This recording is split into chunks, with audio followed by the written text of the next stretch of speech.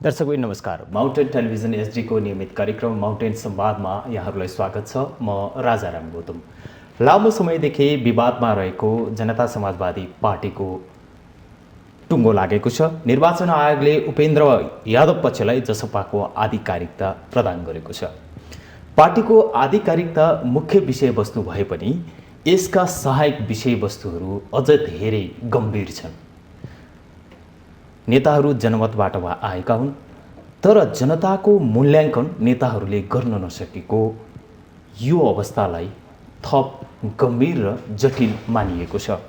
निर्वाचन आयोगबाट आधिकारिकता पाएको जसपा पार्टीको अबको राजनीतिक कार्यदिशा र गठबन्धन सरकारमा हुने सहभागिताका सम्बन्धमा जनता समाजवादी पार्टीका नेता प्रदेश 2 का पूर्व आन्तरिक मामिला तथा सञ्चार मन्त्री तथा सांसद ज्ञानेन्द्र कुमार यादवसँग आज हामी माउन्टेन संवादमा रहनेछौँ। कार्यक्रममा यहाँलाई स्वागत छ। धन्यवाद। जनता समाजवादी पार्टीभित्रको द्वन्द्वले निर्वाचन आयोगमा पुगेर आधिकारिकता लिनुपर्ने अवस्थासम्म आइपुग्दाखेरि यसलाई कसरी हेर्नुहुन्छ? प्रदेश नम्बर 2 को हिसाबमा लिँदाखेरि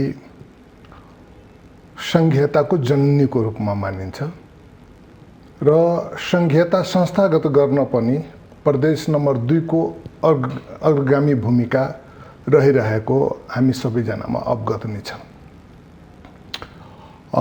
यसै क्रममा जसपा नेपाल अहिले नेतृदायी भूमिका लिँदै पनि र जसपा नेपालको राजनीतिक मूल आधार अहिलेको तत्काल प्रदेश नम्बर 2 नै हो र त्यो अवस्थामा हाम्रो काँधमा सबभन्दा ठुलो जिम्मेवारी भनेको संघीयतालाई संस्थागत गर्नु थियो। तथापि विभिन्न कारणवश हाम्रा केही नेताहरूले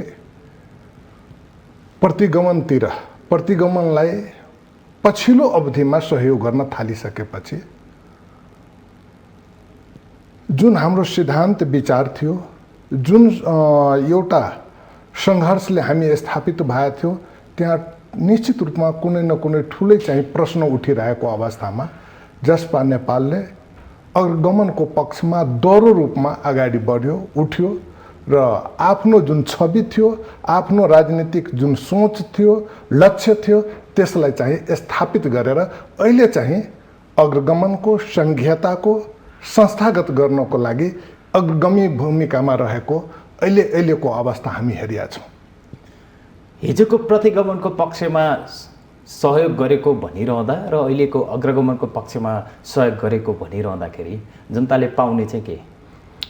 जनताले सङ्घीय गणतन्त्र पाउँछ। सङ्घीय गणतन्त्र नै यो राष्ट्रको चाहिँ एउटा उन्नतिको लागि, प्रगतिको लागि मेरुदण्डको रूपमा काम गर्छ। त्यसकारण सङ्घीय गणतन्त्र अहिलेको चाहिँ हाम्रो राजनीतिक अवस्थामा सङ्घीय गणतन्त्रलाई संस्थागत गर्नु हो र यो संस्थागत भयो भने मात्रै हामी चाहिँ नेपाललाई समृद्ध बनाउन सक्छौँ, नेपालका हरेक नेपाली नागरिकलाई मलिकाना हक दिलाउन सक्छौँ। त्यसकारण यो चाहिँ सङ्घर्षले एउटा ठुलै चाहिँ राजनीतिक परिवर्तन ल्याएको, राजनीतिक स्थिरता चाहिँ कायम गरेको अवस्था छ अहिले। आजभन्दा 1 वर्ष अगाडि तत्कालीन रामपा र समाजवादी रातारात एकीकरणको प्रक्रियामा अगाडि बढेको थियो, जुन कुरा टुङ्गोमा नपुग्दै आज फेरि फुटेको छ। हिजो किन जोडिनु भयो, आज फेरि किन फुट्नु? हेर्नुहोस्, एउटा हाम्रो चाहिँ मेन उद्देश्य भनेको जनता समाजवादी पार्टी जुन नेपालभरि छरिएर रहेको बहुसङ्ख्यक नेपाली नागरिकहरू अधिकारबाट वञ्चित छन्। त्यो मधेसी छन्, दलित, जनजाति, आदिवासी, सीमान्तकृत महिलाहरू, यिनीहरू सबैको हक अधिकार दिलाउनको लागि जसपा नेपालको स्थापना भएको हो र जसपा नेपाल एउटा वैकल्पिक राजनीतिक शक्तिको रूपमा हामी स्थापित गर्न खोजेका थियौँ। त्यसकारणले विभिन्न राजनीतिक दलहरू जुन अग्रगमनको पक्षमा छ, संघीयता पक्षधरहरू छन्, उनीहरूको चाहिँ एकजुट भएर हामी अगाडि बढ्न खोजेका हौँ र विभिन्न कालखण्डमा विभिन्न पार्टी हुँदै अहिले चाहिँ जसपा नेपालको रूपमा हामी निर्माण भएका थियौँ र यसमा अब विभिन्न कारणले केही साथीहरू बाटो बिराएर प्रतिगमनतिर गएको हुनाले त्यो साथीहरूलाई पनि ठिक ठाउँमा ल्याउनको लागि अहिलेको जुन यो आन्तरिक सङ्घर्ष पार्टीभित्र ठुलै आन्तरिक सङ्घर्ष भयो र जसको परिणाम हिजो हेर्नुभयो, अग्रगमन पक्ष र प्रतिगमन पक्षतिर लागेका केही साथीहरूको त्यहाँ उपस्थिति भयो। उपस्थिति हुँदाखेरि हेड काउन्ट हुँदाखेरि प्रदेश नम्बर 2 जसपा नेपाल अग्रगमनको पक्षमा छ, प्रतिगमनलाई कहिले पनि स्वीकार्न सक्दैन भनेर उनीहरूलाई चाहिँ पछाडि लगाइएको हो। उनीहरू यो पार्टी अहिले पनि फुटिया छैन। हामी के भनेका छौँ, यदि आफ्नो कमी कमजोरीको आत्मआलोचना गरेर आउने हो भने यो पार्टी छ, हामी सँगै जान सक्छौँ। हाम्रो मूल एजेन्डा भनेको वैकल्पिक राजनीतिक शक्ति स्थापना गर्नुपर्ने हो। अहिले चाहिँ राजनीतिक निकास भनौँ जे भनौँ अरू पार्टीबाट आम नेपाली नागरिकले पाउन सक्दैन। यसको विकल्प भनेको जसपा नेपाल नै हो। त्यसकारण हामी आफ्नो सिद्धान्त र विचारको आधारमा अगाडि बढ्दैछौँ। पार्टी अहिले पनि अब 34 जना 51 जना मध्ये 34 जना पक्षमा चाहिँ भोटिङ गरेकै स्थितिहरू छन्, शनाखत गरेकै छ। केही साथीहरू 16 जना साथीहरू विपक्षमा गर्यो, त्यसमध्येको पनि धेरैले फेरि पार्टीसँग आउँछ। केही साथीहरू बाटो बिराएछ, त्यो चाहियो भने हामी उहाँहरूलाई पनि आत्मालोचनासहित उहाँहरूलाई हामी चाहिँ पार्टीभित्र ल्याउन सक्छौँ। एकीकरणको बेलाका कार्यकारिणी समितिमा रहेका 51 जना मध्ये 34 जना अहिले उपेन्द्र यादवको पक्षमा, 16 जना विपक्षमा र एक जना तटस्थ। 16 जनामा पनि यहाँहरूले शर्त तिर्स्याउनु भएको छ आत्मआलोचना गर्नुहोस् भनेर। यसले के देखिन्छ भने केही मुख्य नेताहरूलाई चाहिँ तपाईँ अलि बढी च्याप्न खोज्दै हुनुहुन्छ, बाँकी साथीहरू चाहिँ फेरि तपाईँतिर आउन तयार हुनुहुन्छ भन्ने सङ्केत गर्नुभएको। हामी कसैलाई च्याप्या होइनौँ र मलाई विश्वास छ बाँकी साथीहरू सबै चाहिँ पार्टीकै मूलधारतिर आउनुहुन्छ। पार्टीलाई छोडेर उहाँहरू जानुहुन्न, किनभने ठुलो त्याग र तपस्याबाट संघीयता ल्याए हौँ र त्यो त्याग र तपस्याबाट अहिले चाहिँ हामी जसपा नेपालको निर्माण गरेका हौँ र जसपा नेपालको मूल उद्देश्य भनेको वैकल्पिक राजनीतिक शक्ति निर्माण गर्नु नै हो। त्यसकारण हामी कसैलाई घोक्रो ठाक लगाएर भगाएर हाम्रो मुद्दा चाहिँ स्थापित हुन सक्दैन। त्यसकारण गल्ती गरिया छु भने पार्टी चाहिँ सिद्धान्त विचारमा हिँड्ने हो। गल्ती भएछ भने आफ्नो गल्तीलाई स्वीकारेर सही बाटोमा आउँछ भने त्यसलाई स्वागत छ। र एउटा विद्वानले भनेको छ, यस्तो कुनै मान्छे होइन जोसँग गल्ती हुँदैन, फेरि त्यो मान्छे होइन जुन मान्छेले आफ्नो गल्ती स्वीकार्दैन, आफ्नो गल्ती सच्याउँदैन भनेको अबको। त्यसकारण उहाँले सच्याएर आउन सकिन्छ। यसमा उहाँहरूले हिंता बोध गर्नुपर्ने आवश्यकता छैन। काम गर्ने मान्छेहरूसँग नै गल्ती हुन्छ। ठिक छ, गल्ती भएछ भने सच्याएर आओस्। पार्टी निश्चित रूपमा सम्मान गरेर स्वागत गरेर नै उहाँहरूलाई उचित ठाउँ दिनेछन्। अब यहाँहरूको पार्टी अध्यक्ष उपेन्द्र यादवको नेतृत्वमा रहेको जसपाले जुन किसिमको विधि विधान र नीतिहरू तय गर्छ त्यो नीतिलाई पूर्ण रूपमा पालना गर्दै आउनुभयो भने स्वीकार्न सकिन्छ भन्ने अवस्था। विधि विधान नीतिहरू त अब त्यो पार्टीले गर्ने हो र निश्चित रूपमा जुन नेतृदायी भूमिकामा हुन्छ हाम्रा अग्रज नेताहरूले त्यहाँ हाम्रो कार्यकारिणी समितिले बसेर चाहिँ यसलाई चाहिँ एउटा मूर्त रूप दिन्छ र त्यो मूर्त रूपको आधारमा सङ्गठन पार्टी अगाडि बढ्ने हो। एकल नेता एकजना नेताको मात्रै चाहिँ त्यो सोचले विचारले अगाडि बढ्दैन हो, त्यसको लिड उहाँ लिइरहेको हुन्छ। तर जसपा नेपालमा सामूहिक निर्णय हुन्छ, छलफल हुन्छ र त्यो छलफलबाट नीति निर्माणहरू गरिन्छ, त्यसको योजनाहरू बनाइन्छ, रणनीतिहरू बनाइन्छ र त्यो योजना र रणनीति अनुसार पार्टी अगाडि बढ्छ। निर्वाचन आयोगको हेड काउन्टमा उपेन्द्र यादव पक्ष विजय देखियो। महन्त ठाकुर पक्षको अबको राजनीति कता जान सक्छ? हेर्नुहोस्, खास गरेर यो उपेन्द्र यादवको पक्षमा विजय आयो भन्दा पनि अग्रगमनको पक्षमा विजय आयो भन्ने कुरा बुझ्नुपर्छ र उपेन्द्रजी अग्रगमनको पक्षमा हुनुहुन्थ्यो। उहाँले सम्पूर्ण नेपाली नागरिकलाई मालिकाना हक दिलाउने कुरामा चट्टाने आडान लिएर अगाडि बढेको हामी हेर्छौँ। त्यस कारणले उहाँको विचारको जित भएको छ र प्रतिगमनको पक्षमा लागेका हाम्रा पूर्व प्रधानमन्त्री केपी शर्मा ओलीजीको पछाडि लागेर निश्चित रूपमा जुन आम नेपाली नागरिकले आशा र अपेक्षा गरेका थियो त्यसमा कहीँ न कहीँ महन्तजी र महतोजीले चुक्नु भएछ। त्यसकारण उहाँले पनि विगतका कुराहरूलाई सच्याएर पार्टीभित्रै आउँदाखेरि राम्रो हुन्छ र हामी एकजुट भएर जाँदाखेरि उचित हुन्छ जस्तो मलाई लाग्छ। र जुन नेपाली नागरिकले जसपा नेपालसँग जुन आशा र विश्वास गरेका छ त्यो आशा र विश्वास पुरा हुनेछ र यसले नै एउटा उच्च स्तरका राजनीतिक सोचको पनि विकास हुन्छ। हामी अब आफैबाट सुरु गर्नुपर्ने हो एउटा उच्च स्तरको राजनीतिक सोच विचार स्थापना गर्ने। हामी कहिलेकाहीँ अब हेर्नुहुन्थ्यो राजीनामा के को लागि? मन्त्री बन्नको लागि। पार्टी के को लागि छोड्ने? मन्त्री बन्नको लागि। सिद्धान्त र विचार नै बिर्सिसकेको छ भने हाम्रो यो युवा पुस्ताले यस्ता राजनीतिकलाई समाप्त गर्नुपर्ने हुन्छ। हामी मुद्दा, हामी आफ्ना सिद्धान्त विचार र आम नागरिकलाई एउटा राजनीतिक संस्कारमा अगाडि बढाउनको लागि हामी आफैबाट सुरु गऱ्यौँ भने निश्चित रूपमा आउने दिनमा भोलिको दिनमा नेपाल समृद्ध हुनेछ, नेपालमा शान्ति सुरक्षा र सुशासनको स्थापना हुनेछ र यहाँको नेपाली नागरिकहरू खुसी हुनेछन्, खुसियाली हुनेछन्।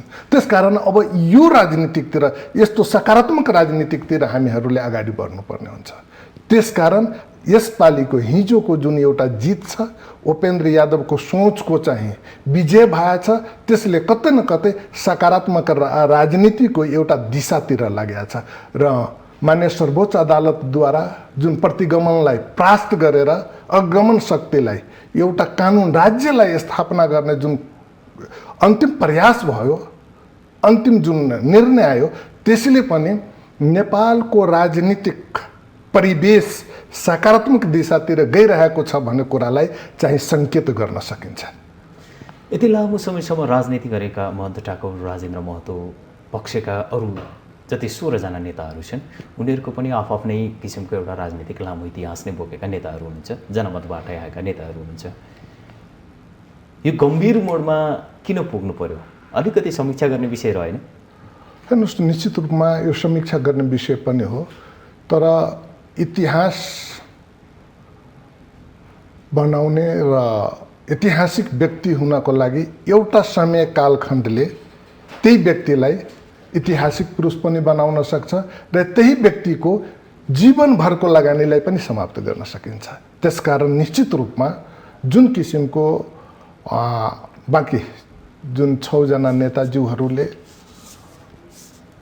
प्रतिगमनको पक्षमा उभिएर अगाडि बढ्यो, यसले चाहिँ निश्चित रूपमा उहाँहरूको जीवनकालको जुन ठुलो सङ्घर्ष योगदानहरू छन्, ठुलै योगदानहरू छन्, उनीहरूको योगदान नभएको होइन, ठुलो योगदान छ। संघीयताको लागि, प्रजातन्त्रको लागि ठुलै लडाइँ लडेर उहाँहरू आउनु भएछ। तर त्यो समय कालखण्डले उहाँहरूमाथि एउटा प्रश्न उठाएछ। त्यो प्रश्नलाई पनि समाधान गर्नको लागि, त्यो प्रश्नको जवाब दिनको लागि उहाँहरूले चाहिँ फराकिलो मुटु बनाएर आउनुपर्ने आवश्यकता छ र उहाँहरूले आफ्ना कमी कमजोरी भएकै हो त्यो कमी कमजोरीलाई स्वीकार्नुपर्छ। र त्यो कमी कमजोरी स्वीकार्यो भने निश्चित रूपमा जुन किसिमको प्रश्न उहाँहरूमाथि उठिरहेछ त्यसलाई निश्चित रूपमा आम नेपाली नागरिकहरूले माफ दिनेछन्। एउटा कुरा आउँछ कि भन्ने लागेको थियो कि प्रजातन्त्रको लागि र संहिताको लागि महन्त ठाकुर राजेन्द्र महतोले जुन किसिमको योगदान पुर्याउनु भयो, त्यसै गरी हिजोको दिनमा उपेन्द्र यादव पक्षको राजनीति वा उपेन्द्र यादवको राजनीति जगाउन पनि वा पार्टी जगाउन पनि महन्त ठाकुरको उत्तिकै महत्त्व थियो भन्ने कुरा आउँछ भन्ने लाग्थ्यो। म तपाईँलाई एकचोटि स्मरण गराउन चाहन्छु। 2077 साल वैशाख 10 गते राति 10:30 बजेको अवस्थालाई यहाँले स्मरण गर्नु पर्यो भने कसरी स्मरण गर्नुहुन्छ? निश्चित रूपमा हेर्नुहुन्छ भने त्यो समयमा केही साथीहरू बाटो बिराएकै थियो, नबिराएको होइन। र त्यो बेला नेकपा र प्रधानमन्त्रीजीको प्रत्यक्ष इसारामा संघीयतालाई कोल्याप्स गर्नको लागि जनप्रतिनिधिदेखि लिएर पूर्व आइजिपीको सहयोगमा संसदहरूलाई अपहरण गर्ने कामहरू पनि गरिएको थियो र विभिन्न लोभ र लालचमा उनीहरूलाई आफ्नोतिर चाहिँ तान्ने कामहरू पनि गरिएको थियो सत्ताको प्रयोग गरेर। त्यो बेला केही साथीहरू गलत बाटोमा लागेर यहाँ निश्चित रूपमा जुन एउटा हामी संघीयतालाई संस्था गर्नको लागि जसपा नेपाल त्यो बेला थिएन, राजपा र सपा थियो, यो दुईटै पार्टीलाई रातारात एक गरेको हो।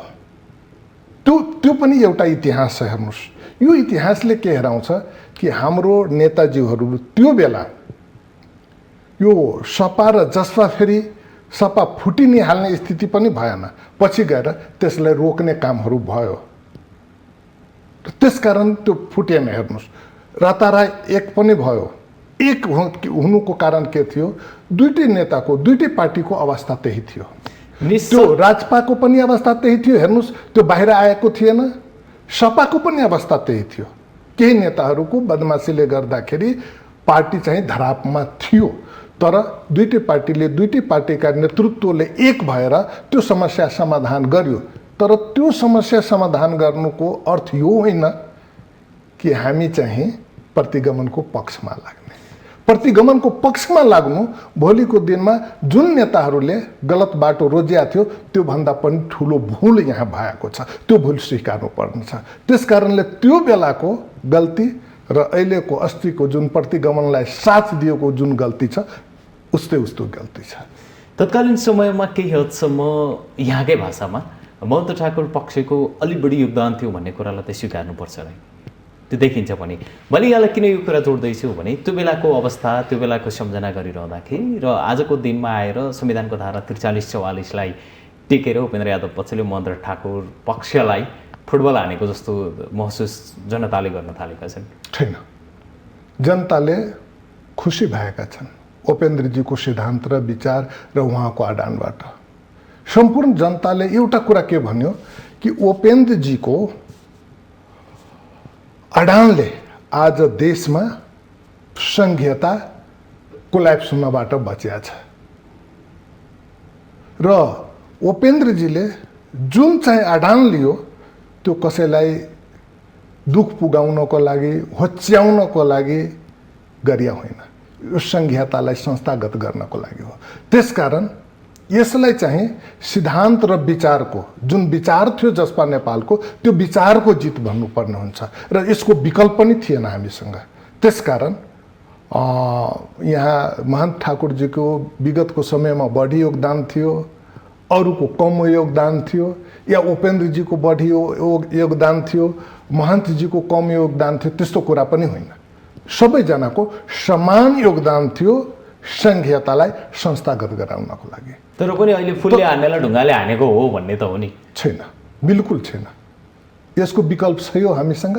यदि मानौँ न उपेन्द्रजीको यो चट्टानी आदान नभएको भए देश अहिले कहाँ जान्थ्यो होला? आज देशमा राजनीतिक कुन अवस्थामा पुग्थ्यौँ हामी होला?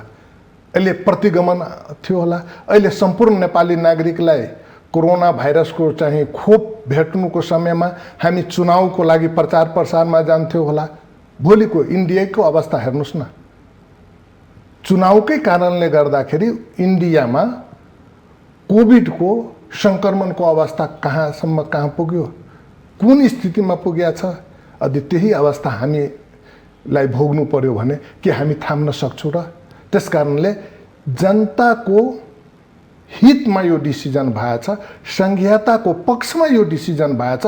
त्यसकारणले कसैलाई ढुङ्गा पनि हान्ने होइन, यो सही बाटोतिर लाग्या हो र यो राजनीतिक सिद्धान्त र विचारको जुन एउटा अटल जुन भनौँ न सम्बन्ध भन्नुपर्छ, अटल विश्वास भन्नुपर्छ, त्यो अटल विश्वासको प्रदर्शन हो। जुन प्रदर्शनका कारण आज यो देशमा प्रत्येक 10 सालमा राजनीतिक परिवर्तनहरू आउँथ्यो त्यसलाई चाहिँ रोक्न सफल भएछ। अब राजनीतिक परिवर्तन होइन, हामीले सामाजिक, सांस्कृतिक, आर्थिक परिवर्तनतिर जानुपर्छ, आर्थिक रूपान्तरणतिर जानुपर्छ। हामी त राजनीतिक धेरै परिवर्तन गरिसक्यौँ।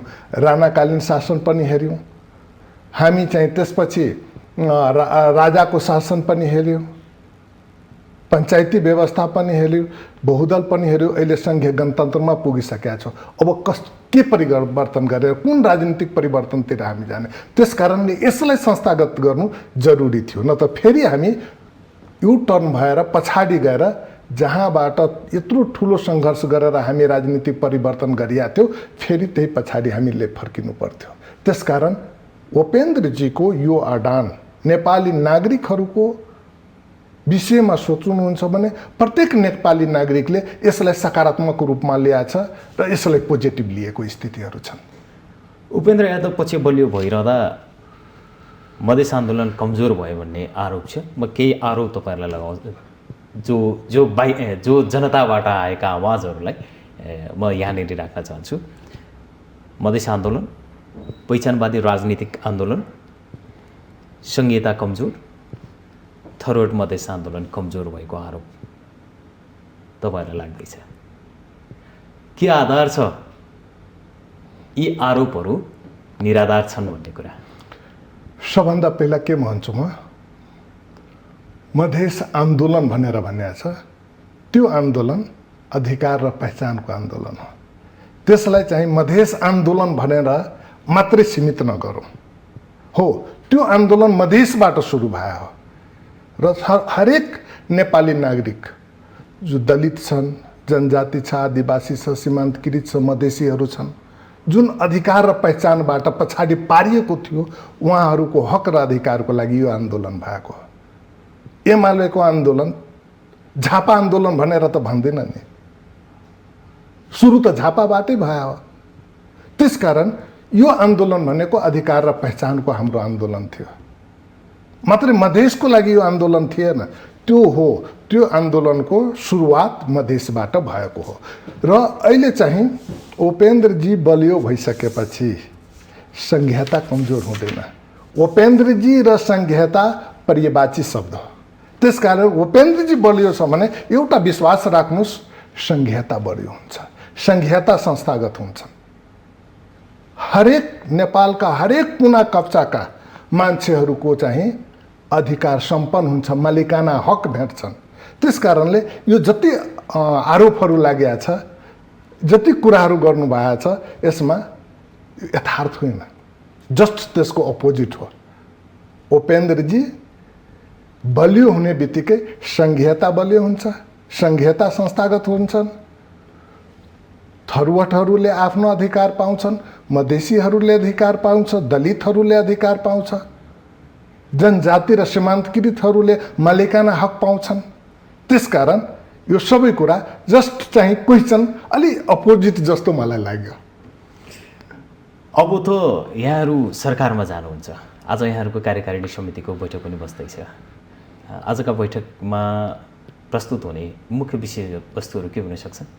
होइन, आजको विषयमा हाम्रो खास गरेर संघीयता संस्थागतको विषय, मूल एजेन्डा हाम्रो संघीयता संस्थागत कसरी गर्ने र आउँदो दिनमा संघीयता संस्थागत गर्नको लागि सरकारमा जानुपर्ने स्थिति आउन सक्छ छ। हामी त्यसलाई पनि नकारेर अगाडि बढिरहेका छैनौँ। र त्यहाँ गइसकेपछि, हामी सरकारमा गइसकेपछि अहिले खास गरेर हेर्नुहुन्छ भने अग्रगमन शक्तिहरूको यो सरकार छन्। त्यसकारण हाम्रो मूल एजेन्डा सरकारमा कसरी जाने, सरकारले मा गइसकेपछि अहिले कोरोनाबाट देश नै अहिले अस्तव्यस्त अवस्थामा छ र हामी प्रत्येक नागरिकलाई कोरोना भाइरसको खोप लगाउनको लागि, खोपको लागि हामी पहल गर्नेछौँ र यो गर्न सक्यौँ भने एउटा ठुलै काम हामी गर्न सकेको यो सरकारको एउटा ठुलो उपलब्धि हुनेछन्।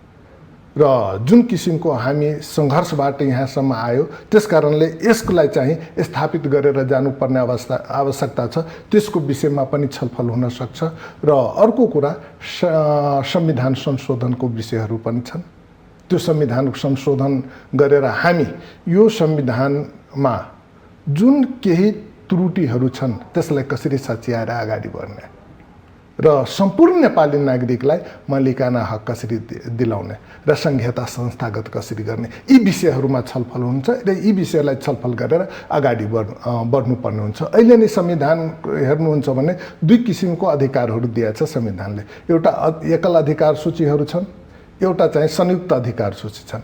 एकल अधिकार सूचीमा तत्त सरकारले तिनटै तहको सरकारहरूले आफ्नो चाहिँ कानुनहरू निर्माण गरेर अगाडि बढ्नुपर्ने हो। संयुक्त अधिकार सूचीको सवालमा सङ्घीय सरकारले मापदण्ड तयारी गरिसकेपछि त्यसको आधारमा तत्त सरकारले कानुन बनाएर अगाडि बढ्ने हो र संहितालाई संस्थागत गर्ने हो। तर सङ्घीय सरकारको असहयोगको कारणले गर्दाखेरि एकल अधिकार सूचीमा रहेका कामहरू पनि तत्त सरकारलाई गर्न दिएको छैन। अहिले प्रदेशभित्र भनिएको छ प्रदेशको शान्ति सुरक्षा प्रदेश सरकार मार्फत हुन्छ, तर अहिले पनि प्रहरी अहिलेसम्म समायोजन हुन सकेका छैन, कर्मचारी अहिलेसम्म भर्ना हामी गर्न सकेका छैनौँ। किन भन्दाखेरि सङ्घीय सरकारको यो कतै न कतै असहयोगको कारण हो। त्यसकारण यी जति कुराहरू अड्किएर बसेका थियो त्यो सबैलाई फुकाउनको लागि, संहिता संस्थागत गर्नको लागि जसपा नेपालले सरकारमा पनि जान्छन् र संहितालाई संस्थागत पनि गर्छ। मूल एजेन्डा हाम्रो यही हुन्छ।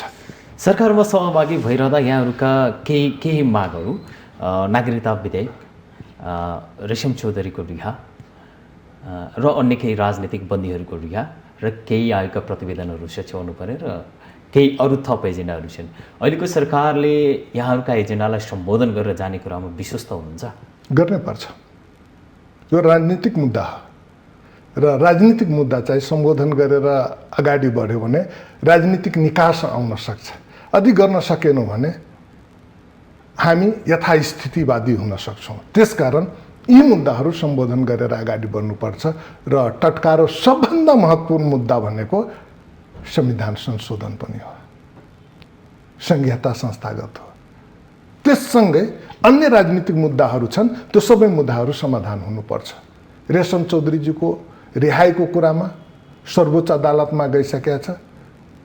कार्यपालिका व्यवस्थापिकाको एउटा संयुक्त साझा प्रयासमा यो मुद्दालाई समाधान गर्नुपर्ने हुन्छ र हामी गर्न सक्यौँ भने गर्नु पनि पर्छ र गर्न सक्यो भने निश्चित रूपमा जुन एउटा राजनीतिक मुद्दा लागेर अहिले जुन हामी अगाडि बढ्न सकेका छैनौँ त्यसलाई समाधान गरेर हामी चाहिँ सही ठाउँमा पुग्न सक्छौँ। त्यसकारणले यसलाई सम्बोधन गरेर छिटै सम्बोधन गरेर अगाडि बढ्नुपर्ने हुन्छ।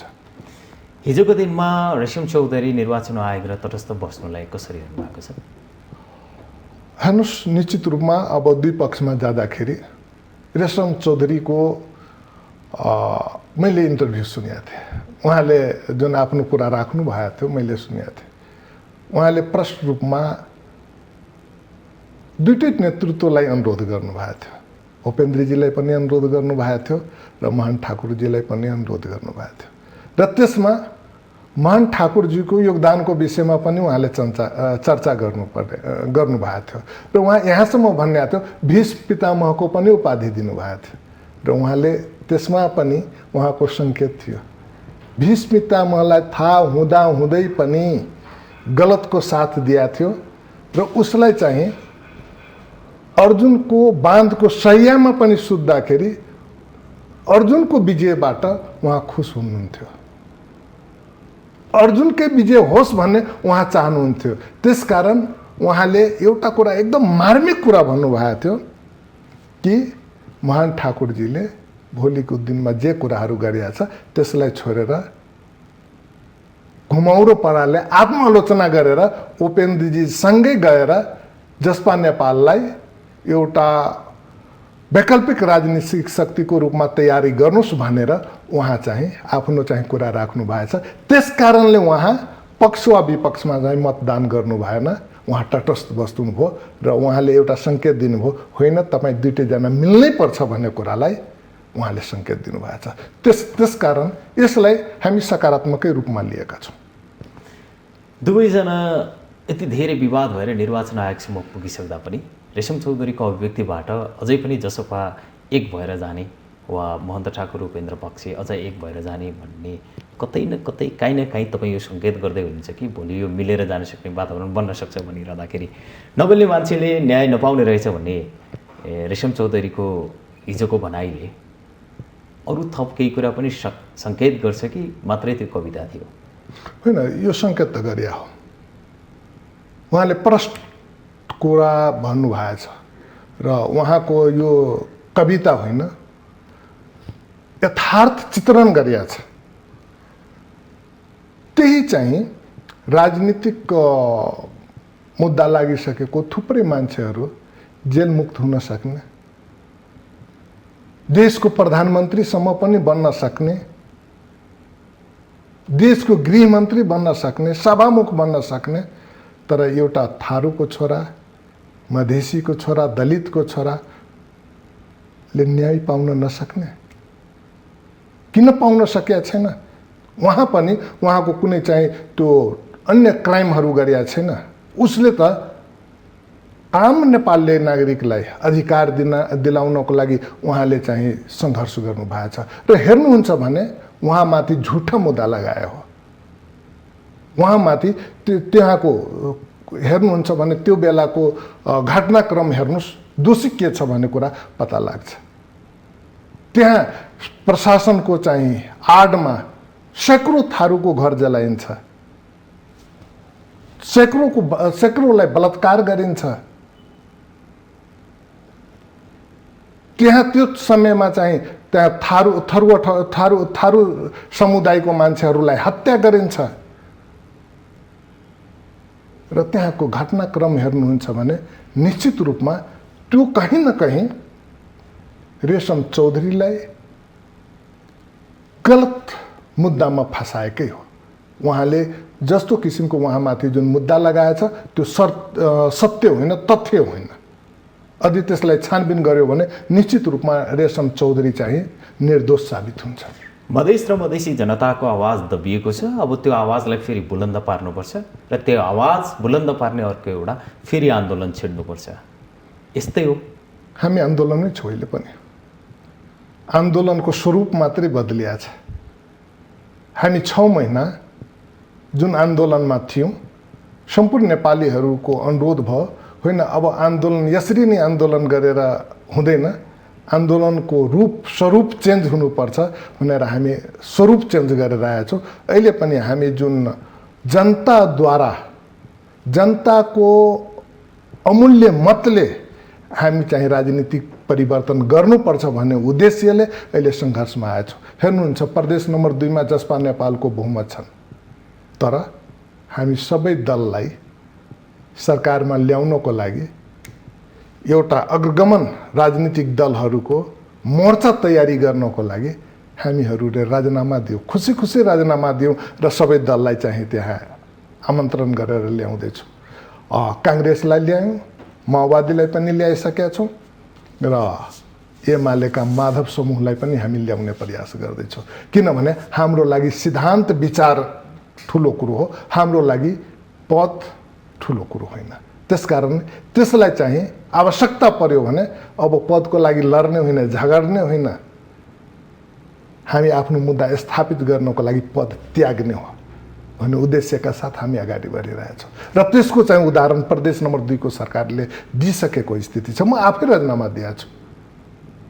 मैले जुन दिन राजीनामा दिएँ त्यो दिन एयरपोर्टमा मैले उत्रिएको थिएँ र भन्यो होइन अब यो आवश्यकता छ, मन्त्रीज्यू तपाईँ, मुख्यमन्त्रीज्यूले मलाई भन्नुभयो, मन्त्रीज्यू के गर्नुहुन्छ, अब राजीनामाको आवश्यकता छ, माओवादी सरकारमा आउन तयार छ। मैले भने म यहीँबाट फर्किन्छु, अब म यो काठमाडौँको एयरपोर्टभन्दा अगाडि म जान्न, यहीँबाट फर्केर म जनकपुर आउँछु, म राजीनामाको तयारी गर्छु, तपाईँ चाहिँ कामहरू अगाडि बढाउनुहोस्। फर्के राजीनामा दिए र अहिले चाहिँ सहज रूपमा हामी ल्याएका छौँ। त्यस कारणले के भन्न चाहन्छु, यो चाहिँ हाम्रो यो सत्तामा पनि हामी अहिले जुन छौँ त्यो पनि अहिले हामी चुनावको प्रक्रियामा छौँ, संसदीय व्यवस्था प्रणालीलाई स्वीकार्या छौँ, यो पनि हाम्रो चाहिँ सङ्घर्ष नै हो। त्यस कारणले संविधान नमान्ने व्यक्तिले अहिले संविधानको दुहाई दिएर किन अगाडि बढिरहेछ भनेर पनि क्वेसन आइरहेका छन्। हामी के भनेका छौँ, हामी फरक तरिकाले अब अगाडि बढिरहेछौँ। जुन उपलब्धि छ त्यसलाई संस्थागत गर्दै जाने, जुन केही कमी कमजोरी छ त्यसलाई सुधार्दै जाने, यो हाम्रो सङ्घर्षको एउटा बाटो हो। यो बाटोमा, यो लाइनमा हामी अगाडि बढ्दैछौँ। प्रदेश 2 को आन्तरिक मामिला तथा संचार मन्त्री भएर काम गरिरहँदाखेरि समीक्षा गर्न लायक, सम्झन लायक, जसले भोलि फेरि प्रदेश 2 का जनताले तपाईँलाई जनमत दिएर फेरि नेतृत्व प्रदान गर्नको लागि, मत हाल्ने वातावरण बनाउनको लागि सम्झना लायकका केही विषय सुनाउन। थुप्रै छन्। संघीयतालाई संस्थागत गर्नको लागि प्रदेश नम्बर 2 को सरकारले र खास गरेर तत्कालीन मैले आन्तरिक मामला कानुन मन्त्री थिएँ, त्यो बेला संघीयता संस्थागत गर्नको लागि चाहिने सबै महत्त्वपूर्ण कामहरू प्रदेश नम्बर 2 ले सुरु गरे हो। त्यो प्रहरी समायोजन सम्बन्धी, प्रहरी चाहिँ ऐनको कुराहरू हुन सक्छ, विपद व्यवस्थापनको कुराहरू हो, अनुसन्धान ब्युरोको चाहिँ ऐन ल्याउने कुराहरू हुन्, प्रहरी समायोजनको लागि सर्वोच्च अदालतमा सङ्घीय सरकार विरुद्धको लागि मुद्दा दिने कुराहरूको कुरा हुन्, या त संघीयतालाई संस्थागत गर्नको लागि बुलन्द आवाज उठाउने कुराहरू हुन्। र त्यहाँ खास गरेर प्रहरीहरूलाई र जुन प्रहरी प्रशासनलाई हो प्रदेश सरकारले नेतृत्वदायी भूमिका खेल्न सक्छ भने त्यस्ता किसिमको समन्वयकारी भूमिका प्रदेश नम्बर 2 को सरकारले र मैले आन्तरिक मामला कानुन मन्त्री हुँदाखेरि जुन मैले खेलिया छु त्यसबाट चाहिँ समग्र मैले प्रदेश नम्बर 2 को मात्रै होइन, पुरा नेपालकै एउटा चाहिँ नागरिकहरूको प्रदेश नम्बर 2 को सरकारप्रतिको आशा र विश्वास छ। र त्यसकारण अहिले अब हामी सामान्य बहुमत होइन, हामी अत्याधिक बहुमतले प्रदेश नम्बर 2 को सरकार बनाउँदैछौँ र त्यसको प्रभाव 7 प्रदेशमा पर्दैछन्। र 7 प्रदेशमा जसपा नेपालको सङ्गठन विस्तार र सुदृढीकरण हुँदै अगाडि बढिरहेको स्थितिहरू छन्। अर्को निर्वाचन आउने समयसम्म पनि अझै पनि तपाईँहरूसँग प्रदेश कानुनहरू पूर्ण रूपमा छैनन्। केन्द्र सरकार र प्रदेश सरकार बिचको यो तालमेल नमिल्नुलाई कुन रूपमा लिनुहुन्छ? निश्चित रूपमा त्यस कारणले केही समस्याहरू हामी आएका हुन्। जुन गतिले हामी अगाडि बढ्न खोजिरहेको थियो त्यो गतिले हामीहरूलाई अगाडि बढ्न दिएन। तर महत्त्वपूर्ण कानुनहरू हामी ल्याइसकेका छौँ। अझै कानुनहरू निर्माण गर्दै अगाडि बढ्नुपर्ने हो। त्यो कानुनहरू, धेरै कानुनहरू पाइपलाइनमा पनि छ र अस्तिको दिनमा प्रदेश प्रमुखज्यूको जुन भूमिका रह्यो त्यो भूमिकाले पनि हामीहरूलाई काम गर्न अलिक गाह्रो पारेको हो। उहाँले एउटा प्रदेश प्रमुखको भूमिकामा होइन कि एउटा राजनीतिक दलको कार्यकर्ताको भूमिकामा रहेर काम गर्दाखेरि केही समस्याहरू हामीलाई पक्कै भएका हुन्। केन्द्रदेखि लुम्बिनी प्रदेशसम्मका र तपाईँहरूको प्रदेशमा वा देशभरका जति पनि प्रदेशहरूमा छन् संसदीय टाउका गर्ने प्रवृत्ति हाबी भएसँगै कहिले सांसद गायब हुने, कहिले के हुने, कहिले के हुने निरन्तर चलिरहेको छ। राजनीतिलाई यसलाई जनताले अब स्वाभाविक रूपमा लिनुपर्ने बाध्यात्मक स्थिति पनि आफ्नो ठाउँमा छ। यो समयमा केन्द्र सरकारमा पनि अब त तपाईँहरूकै गठबन्धनको सरकार छ, प्रदेशमा पनि तपाईँहरूकै सरकार छ। अब के प्रदेशका कानुनहरू सबै बनेर जान्छन्? अब केन्द्र सरकार र प्रदेश सरकारको बिच तालमेल मिल्छ र विकासका पूर्वाधारदेखि शिक्षा, स्वास्थ्य, सञ्चार, यातायात, विद्युत, पानी लगायतका यी पूर्वाधारहरूमा पनि उत्तिकै रूपमा सकारात्मक परिवर्तन देखिन्छ भन्ने अवस्था छ? होइन, अवस्था ल्याउनु पनि पर्छ। हेर्नुहोस्, अब विश्वास आम नागरिकले अग्रगमन राजनीतिक शक्तिहरूको एकजुटले जुन हाम्रो आशा र विश्वास छ त्यसलाई पुरा गर्छ भनेर एउटा विश्वस्त हुनुहुन्थ्यो र अहिले निश्चित रूपमा अग्रगमन राजनीतिक शक्तिहरूको संयुक्त सरकार पनि बनिएको छ। त्यसकारण अब जे समस्याहरू थियो संघीयता संस्थागत गर्नको लागि त्यो सबैलाई चाहिँ समाधान गरेर अगाडि बढ्नुपर्ने हो। कानुनहरू निर्माण गर्नुपर्ने कुराहरूमा चाहिँ चाँडै कानुनहरू निर्माण गर्नुपर्ने हो र यसमा अब सङ्घीय सरकारले जुन किसिमको असहयोग थियो सायद अब त्यो असहयोग हुँदैन होला। र अहिले हेर्नुहुन्छ भने संघीयता सँगसँगै यहाँ संविधानको संशोधनको कुराहरू, कानुन निर्माणको कुराहरू, प्रहरी समायोजनको कुराहरू अब छिटै टुङ्गो लाग्नेछ। कर्मचारी भर्नाको कुराहरू छिटै टुङ्गो लाग्नेछ र जुन आम नेपाली नागरिकहरूले शान्ति सुरक्षा सुशासन र विकासको अनुभूति चाहिन्थ्यो खोजिरहेको थियो त्यो पुरा हुन्छ भन्ने कुरामा म विश्वास छु र अब छिटै टुङ्गो लाग्छ जस्तो मलाई लाग्छ। त्यसै कारणले जसपा नेपाल सरकारमा गइरहेछ र सरकारमा जानु पनि पर्छ होला।